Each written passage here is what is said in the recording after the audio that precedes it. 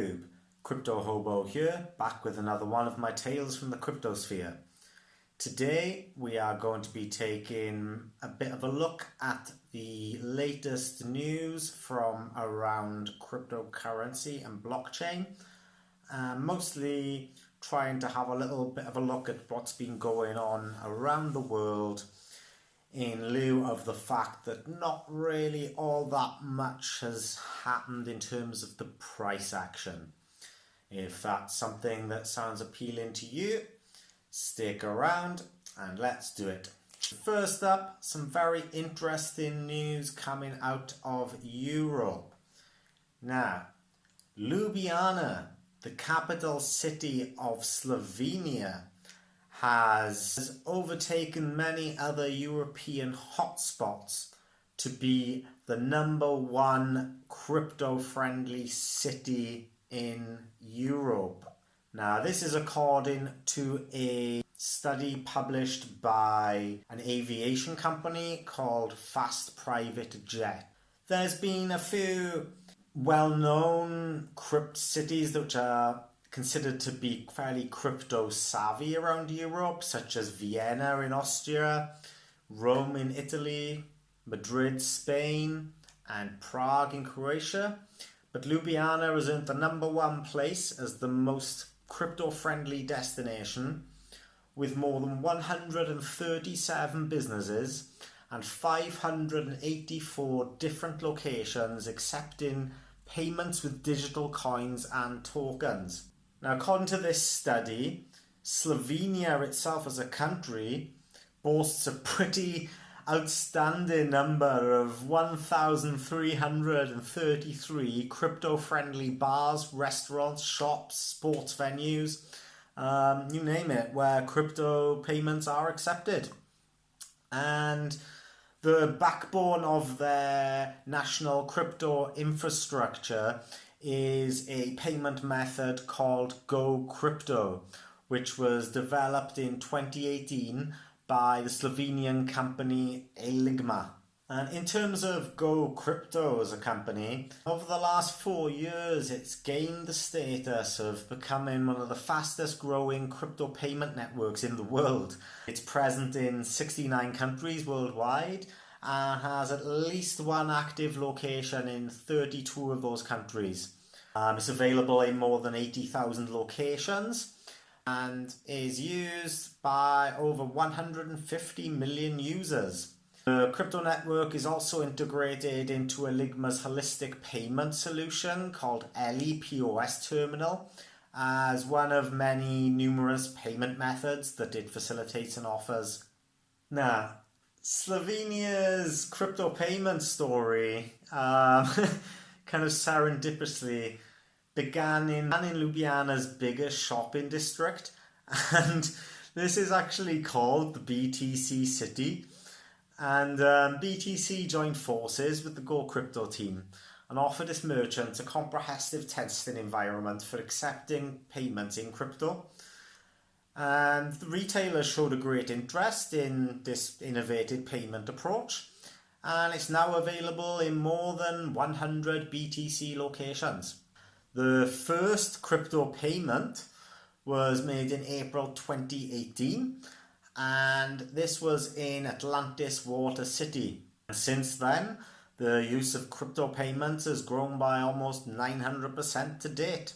Business owners can integrate the Go Crypto payment network into their cashier system and can start accepting crypto payments right away with any additional crypto knowledge needed. Their customers can decide to use one of the two biggest crypto wallet providers, either Binance Pay or Bitcoin.com wallet, or they can use Eligma's own custodial wallet, which is called Eli Wallet. And Eli Wallet was specifically designed to support every aspect of the Go Crypto network, and all three provide combined support over, I think, 50 different cryptocurrencies. Now, this is super exciting. It really shows that countries like Slovenia and Ljubljana, are really leading the way in terms of innovation, adopting and integrating modern technologies, and solutions to traditional and archaic problems. And it's super, super exciting. And the thing for me, which is the most exciting, is not only that Slovenia has overtaken so many kind of more famous or highly regarded European cities and countries in doing this, but for me the real importance here is just how easy they've made it to integrate into the mainstream. And this is obviously super important for adoption, because one of the major primary obstacles facing adoption is that kind of barrier to entry situation. So for me, this is super cool and super exciting, and for sure I want to see more of this. And on a personal matter, I think it's just such a shame that countries like the UK, who have had such a strong historical association with innovation in technology, you know, creating the ARM chip and things like this, before selling it to Japan. And, you know, we've had Amstrad and all of these kind of technology companies and computer companies. And only now, really, the UK is starting to see the error of its ways and is going to end up playing catch-up. Whether they'll be able to remains to be seen. I suppose the good thing about that is that now that countries like Slovenia are forcing their hand, they're going to have to try and pull out all of the stops to not get left behind, which is great news for anybody who lives in a European country who haven't had such a progressive attitude towards cryptocurrency and blockchain or any sort of innovative technology, really. Because, you know, you have to keep up with the times and you have to move with the modern era, otherwise you get left behind. Moving away from Europe and to Asia, just taking a look at the situation in India. Now, India recently changed their tax regulations for cryptocurrency investments and trading, and there's been a little bit of feedback in terms of how that's basically been panning out. Trading volume, apparently since April the 1st up to April the 17th, has dipped 75% in India, with top cryptocurrency exchanges in the country facing a liquidity crunch as a result of the implementation of these new tax rules. Further, there's going to be an upcoming 1% TDS to be implemented on the buying and selling of virtual digital assets. This is due to come into force on July the 1st and may even discourage liquidity providers of top crypto exchanges to participate in future activities. At least this is the fear. Siddharth Sagoni, the founder and CEO of cryptocurrency research and analysis firm Krebaco Global, stated that liquidity providers are crucial for all kinds of exchanges because they match the orders on both buy side and the sell side, so that when a user logs into the platform, he gets his order filled immediately on a market price. Very simple, but very clear understanding and explanation of the importance of liquidity providers and liquidity provision. Sagani does go on to say that if TDS comes into the picture, as it's planned to on July the 1st, each transaction will have an extra 1% tax, basically, and this is going to increase the order book spread.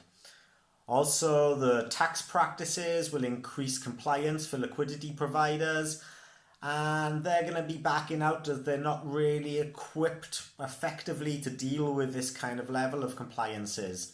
That the generic trading volume has reduced substantially in the Indian crypto markets, and if this isn't addressed in the coming few days, we may see the death of exchanges in India, which, you know, would probably be a very, very big blow in the short term to cryptocurrency trading in India. However, clever people reside in India, and I'm sure where there's a will, there's often a way. And just like we've seen with other attempts to deter things in terms of general prohibitions of activities around the world, the smart cookies always find a way to get a loophole or something around these regulations, whether it's using a VPN or something like this to use a different exchange outside of India, or preferring to opt for non-KYC regulated exchanges. Now, this has been kind of compounded by the fact that there's also been a withdrawal of key UPI-based payment services in India, and these have kind of traditionally been used for trading so far.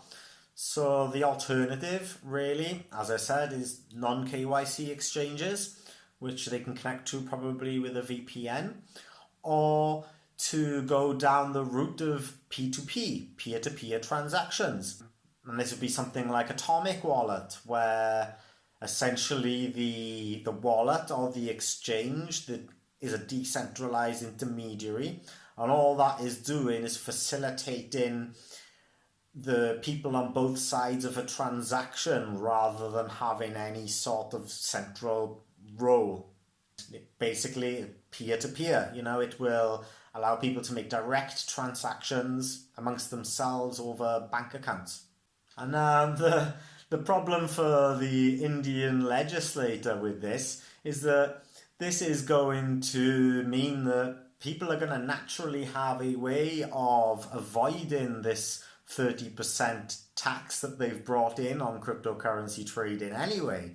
So they're going to force people down a route that means that they are going to be automatically in a situation where they can opt, if they choose to not declare these trades and their investments and avoid paying this tax. Next up, we turn to El Salvador and their president Bukele.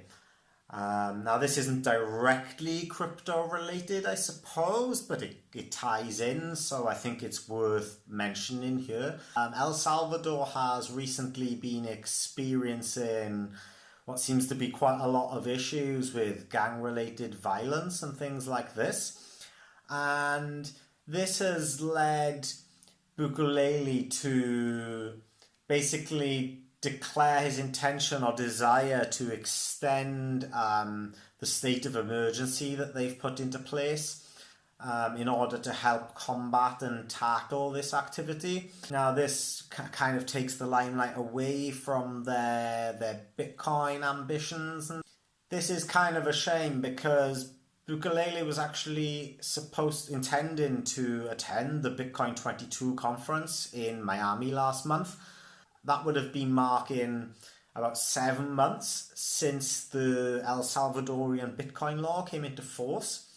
But a day before the main conference was due to begin, the president announced he had to make the hard decision to cancel the trip due to these unfortunate circumstances, which, I entirely applaud him for. I don't really have a in-depth knowledge of his abilities and competencies across the board in terms of his social policies and his crime policies and things like this. So I'm not in a position to pass judgment on whether he's a good president or bad president.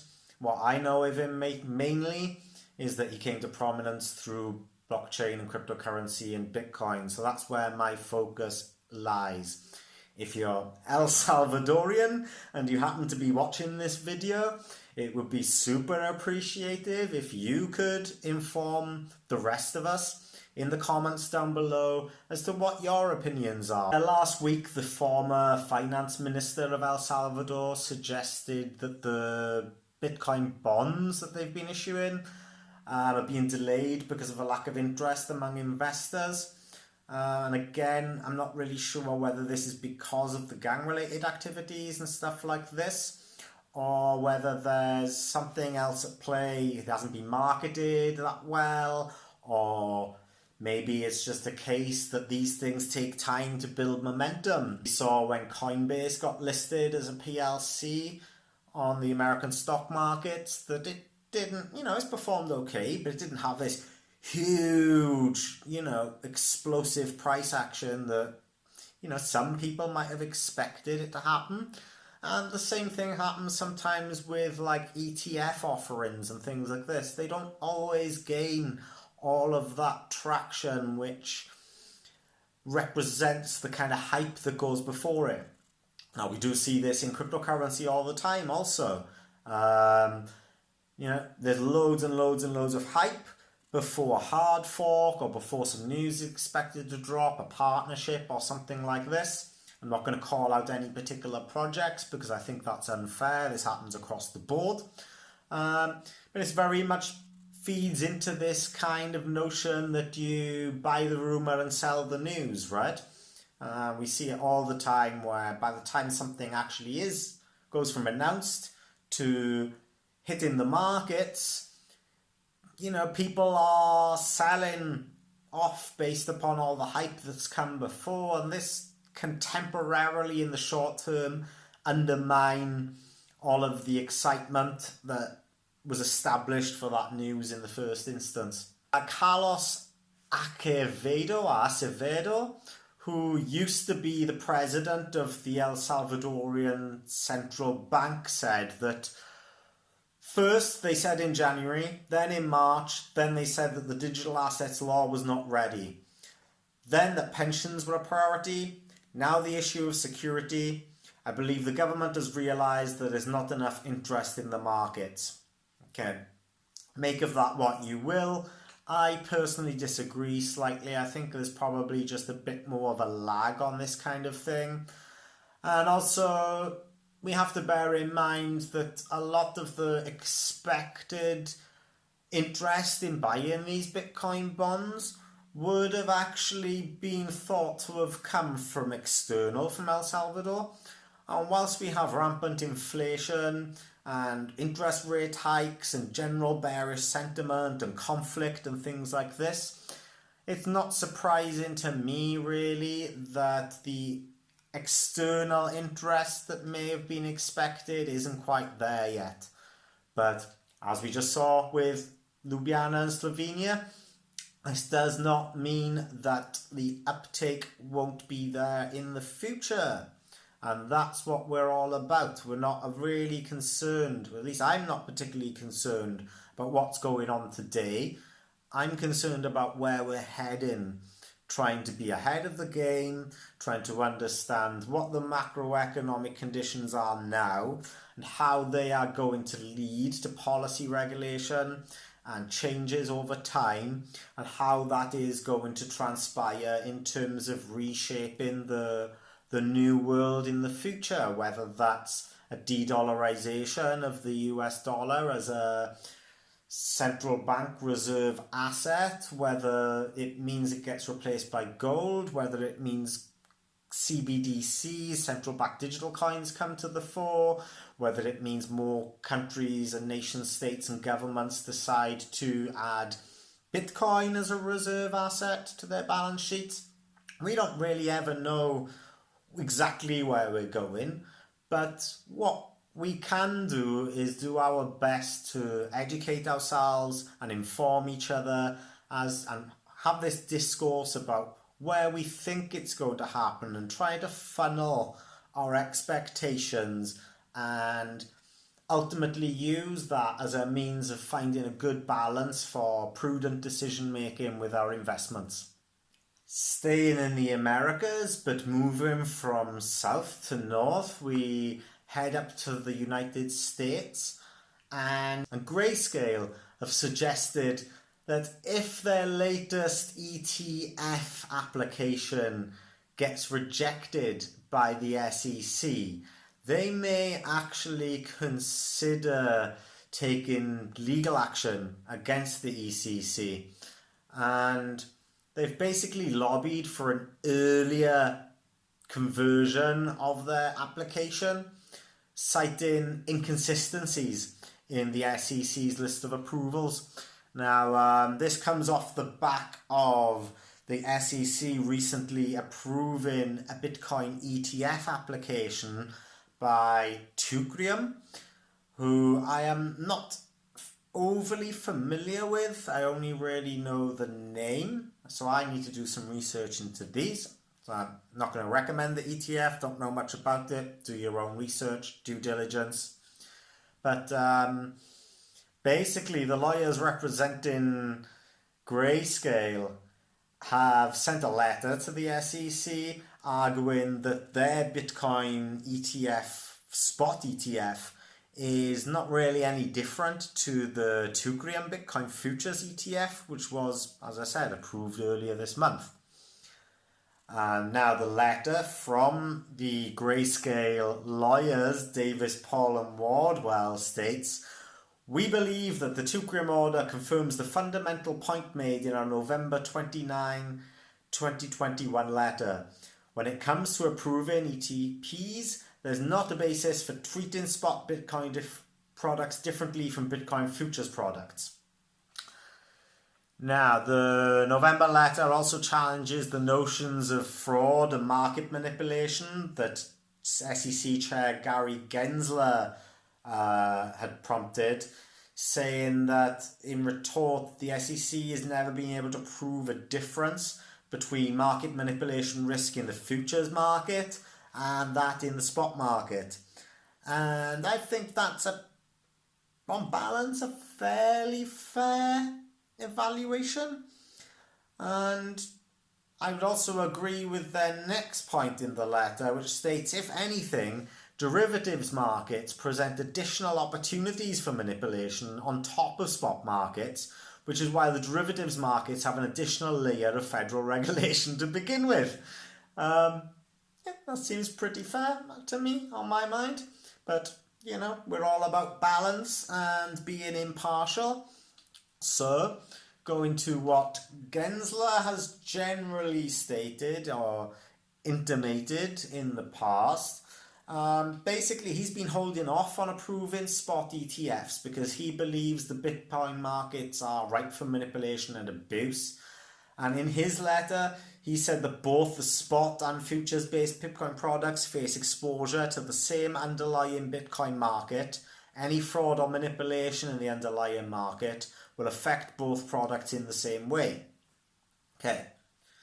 Now, Gary Gensler is an extremely smart man, and it is very in vogue for people in cryptocurrency circles, especially retail, who are really desperate for mass adoption to happen now and for everything to go to the moon. It's really, really in vogue to besmirch and dislike and denigrate Gary Gensler as some sort of anti-crypto individual.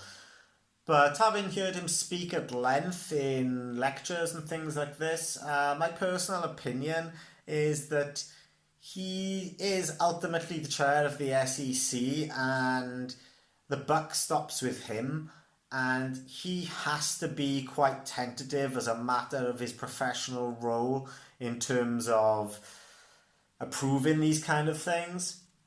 Now, you could argue that there are inconsistencies in his decision making, and I think that could be a fairly fair assessment, but at the same time I can kind of see where his concerns lie, and I kind of appreciate that it's on him, especially with the rest of the world looking on and likely to follow the SEC in terms of regulation. It is kind of on him to ensure that the regulation is robust and also appropriate for both the retail investor, for the institutional investor, and also for the exchanges and for the protocols themselves. I would much rather personally that the regulation is taken time over, it's deliberated fully, and we get the right regulation first time around, rather than a situation where 5 years, 10 years down the line, we have a lot of struggles or problems or issues pop up because the regulation was rushed in order to basically match the amount of mass adoption and uptake that's taking place.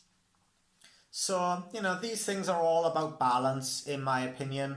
And if you agree or if you disagree, again, let me know what you think in the comments. Elsewhere in the crypto sphere, in terms of actual protocols and price action and this kind of thing, it's been fairly unremarkable across the board over the weekend.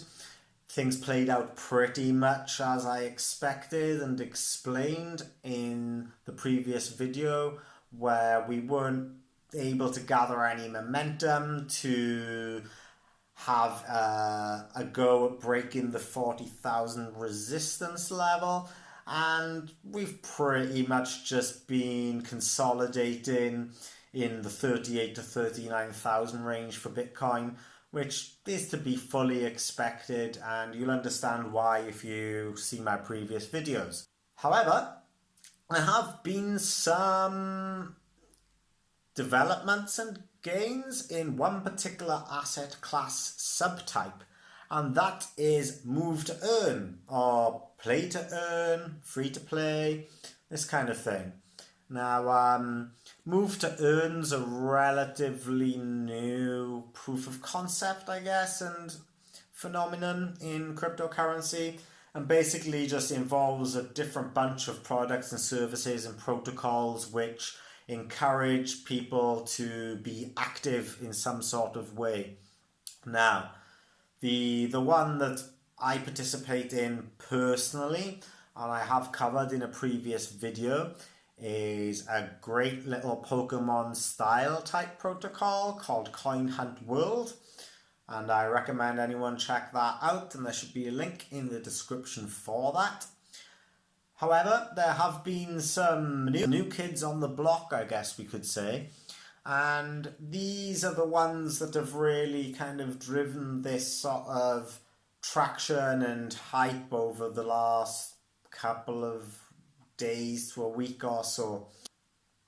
Now, they're intended to aim to incentivize fitness, help reduce obesity, cut down on the sedentary nature of our modern lifestyles, and ultimately incentivizing people by earning some sort of small income through cryptocurrency by doing so. Personally, I think this is an amazing idea.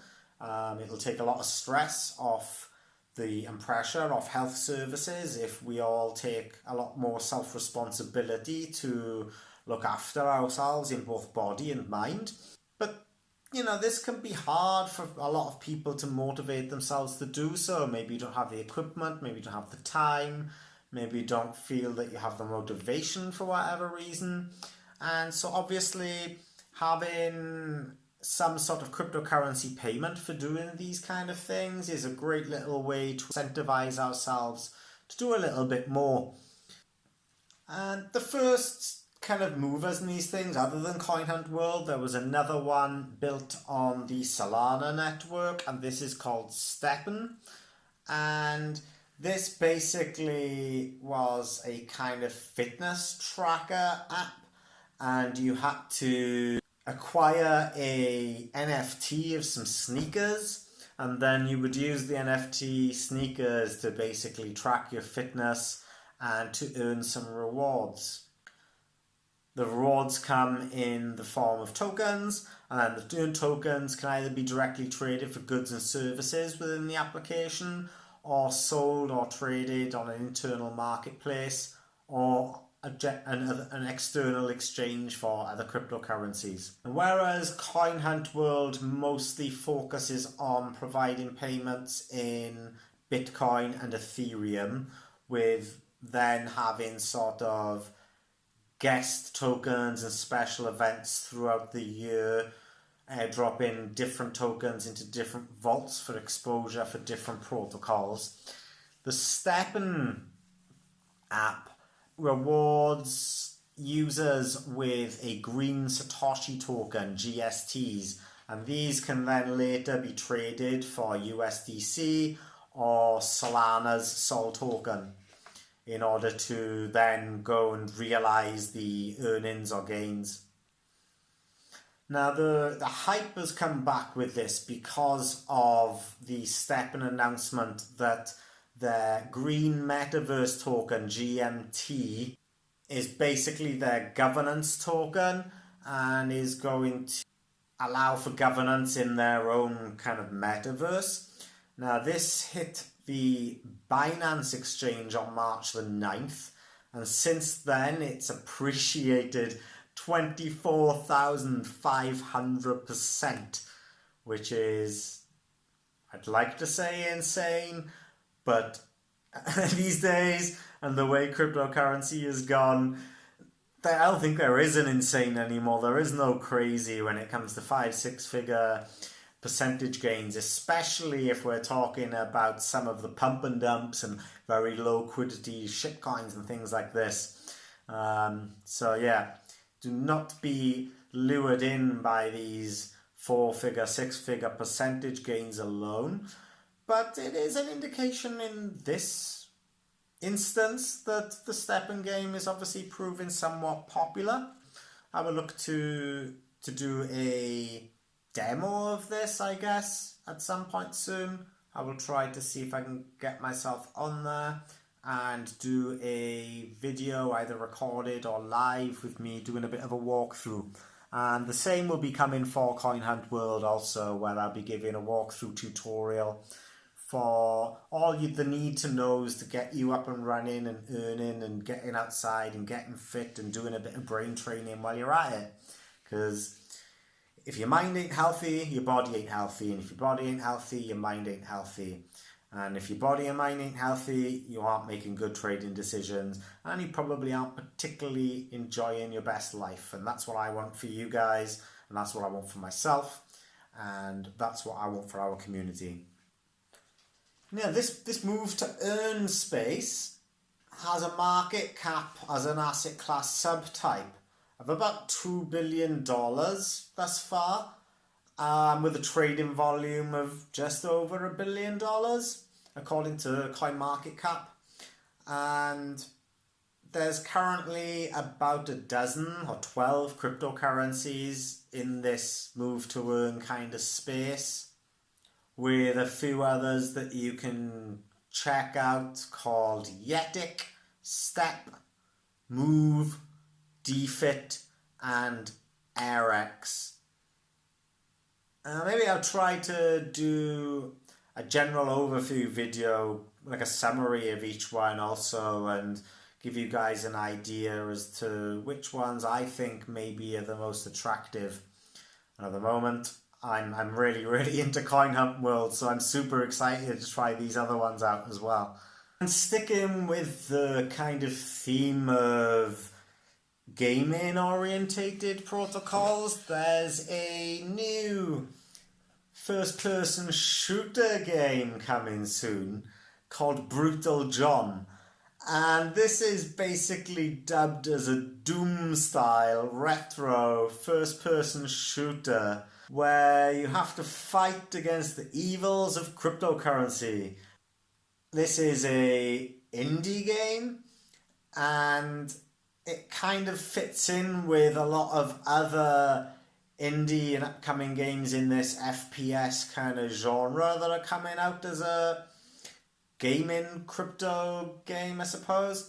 Brutal John is a new FPS from three-person developer Old School Laws Interactive, and it doesn't have a release date yet, but there is a demo out on Steam. And yeah, whilst it's kind of has this old school indie Doom style playability, it's touted from first appearances to basically not really take itself too seriously. A bit more like, as gamers will know, Duke Nukem or Serious Sam or something like this kind of had a a humorous edge to them. And basically the entire plot is all about eliminating crypto mining. And from what I gather, there's some kind of little Easter eggs for some people who might be playing this, and they might be aware of some of the meme culture in cryptocurrency. Apparently there's a character based upon the Swole Doge meme. If you are into gaming and this sounds interesting to you and you want to check it out, have a quick look on Steam and give the demo a bash and let me know in the comments how you get off, whether you think it looks good, whether you think I should get involved in this myself, whether maybe I should do a little Twitch stream of it or something when it drops. That would be super interesting to know and useful for me as a content creator to know what you guys are going to be interested in also, and how I can allocate my time in order to best bring you the material and content that you want at the highest quality that I can provide, because that's what you deserve. And finally, I guess for the news today, it's always really difficult to keep a certain Mr. Elon Musk out of the news. And, you know, he's certainly been at it in terms of his attempted takeover of Twitter and things like this. And in a response to a recent tweet that was posted by the Dogecoin creator, Billy Marcus, Elon has basically suggested that Dogecoin would gain more utility if business started accepting it. So this could be like a little Easter egg on his part in terms of what his intentions would be for Twitter, or he could just be throwing it out there to try and, you know, generate some hype in a time where the markets are kind of flat and get people excited about Doge again. And maybe he just feels that, you know, when things are a little bit slow and everyone's a little bit depressed and we're all losing money and there's red all over the board and there's blood on the streets, sometimes, you know, that is a kind of good time for us to embrace memes, right? And bring a little bit of light-hearted comedy and humour back into our lives. And yeah, I don't see anything wrong with that myself personally. I love a good meme. He's kind of intimated that using Dogecoin for tipping creators would be nice. So Elon, if you're out there and you're watching this, if you want to hook me up with some Dogecoin tips, I would be more than grateful. I have no problem with that whatsoever.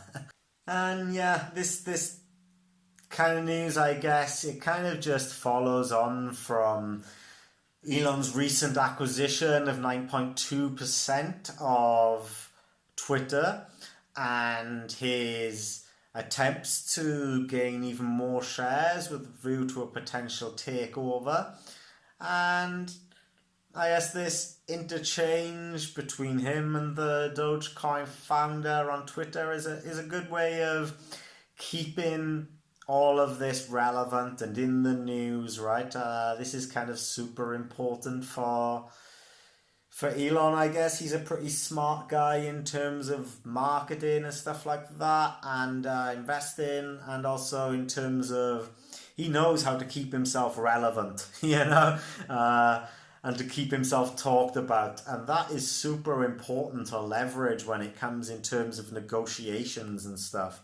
It's not a direct tool for negotiation, but it's quite clever and abstract way of making sure that you're always kind of putting yourself out there and you have this maintenance of relevance in the sphere. Yeah, that's pretty much it for today. There are not that many significant developments, as I said, in terms of price action, other than these move to earn or play to earn type deals. Bitcoin's just been trading sideways, consolidating, or as we like to call it in the crypto sphere, crabbing. because crabs can shimmy sideways, right? So you're either pumping or you're dumping or you're crabbing. And I personally quite like crabbing. And the reason why I like crabbing, everyone thinks it's boring.